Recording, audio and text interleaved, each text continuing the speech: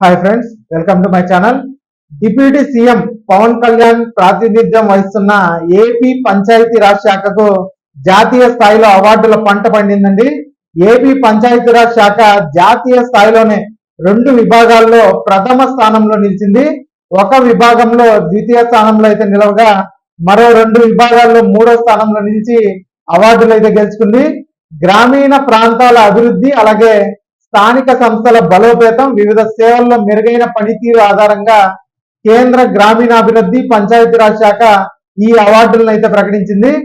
గత ప్రభుత్వ హయాంలో 24వ స్థానంలో నిలిచిన ఏపీ ప్రభుత్వం ఏపీ పంచాయతీరాజ్ శాఖ ఈసారి దేశంలోనే మొదటి స్థానంలో నిలవడం విశేషంగా మనం చెప్పుకోవచ్చు.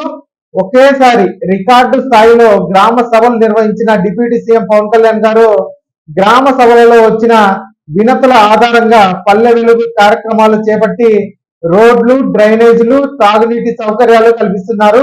ఈ క్రమంలోనే ఆంధ్రప్రదేశ్ పంచాయతీరాజ్ శాఖకు అవార్డులు కైవసం చేసుకోవడం మనకైతే విశేషంగా మారింది.